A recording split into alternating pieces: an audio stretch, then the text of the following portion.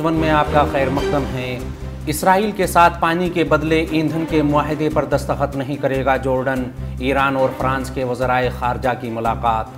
Jordan Israel के साथ पानी के बदले तवानाई की फराहमी के उस मुआहदे पर दस्तखत नहीं करेगा जिसकी तौसीक़ गुज़िश्ता माह होनी थी। ये बात जुमेरात के रोज़ उर्दून के वज़ीर ख़ारजा ऐमन सफ़दी ने अल जज़ीरा टीवी पर एक इंटरव्यू में कही। राइटर्स ने इत्तला देते हुए कहा है कि जॉर्डन के वज़ीर ख़ारजा ऐमन सफ़दी ने एक इंटरव्यू में फ़िलिस्तीनी तहरीक आज़ादी की मुमताज़ तंजीम हमास के साथ इसराइल की जंग के हवाले से कहा कि इस इलाकाई प्रोजेक्ट के बारे में हमने इलाकाई सतह पर मुज़ाकरात किए थे। मेरा ख़याल है कि इस जंग ने साबित कर दिया है कि इस पर अब पेशरफ्त नहीं हो सकेगी।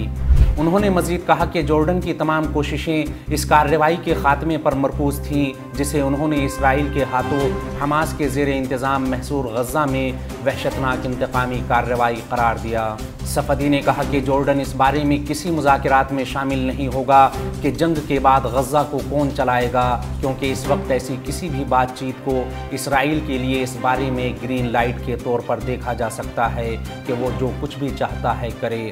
उन्होंने मज़ीद कहा कि अगर इंटरनेशनल कम्युनिटी इस बारे में बात करना चाहती है तो उसे अब जंग को बंद करवाना चाहिए। इसी बीच गज़ा में जारी जंग के बारे में फ्रांस ने ईरान को इंतबाह दिया है कि वो गज़ा जंग को पूरे खित्ते में फैलाने से गुरेज करे। फ्रांस की वज़ीर ख़ारजा के मुताबिक उन्होंने अपने ईरानी हममनसब से कहा है कि अगर गज़ा जंग पूरे खित्ते में फैल गई तो तेहरान पर इसकी संगीन जिम्मेदारी आयद होगी।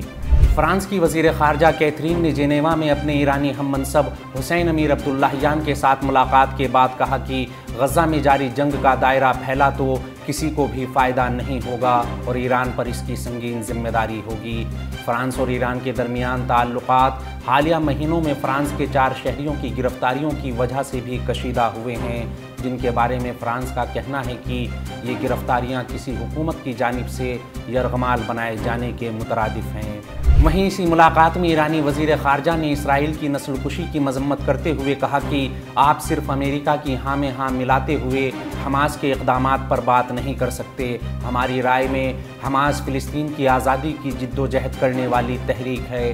बिलाशुबा हमने दुनिया में हर जगह ख़वातीन और बच्चों के कत्ल की मजम्मत की है, लेकिन 4400 से ज़ायद बच्चों और कई हज़ार ख़वातीन के कत्ल के बाद भी अमेरिका और बाज़ मगरबी ममालिक की खामोशी नस्लकुशी की हिमायत के सिवा कोई माना नहीं रखती और इसे बर्दाश्त नहीं किया जा सकता।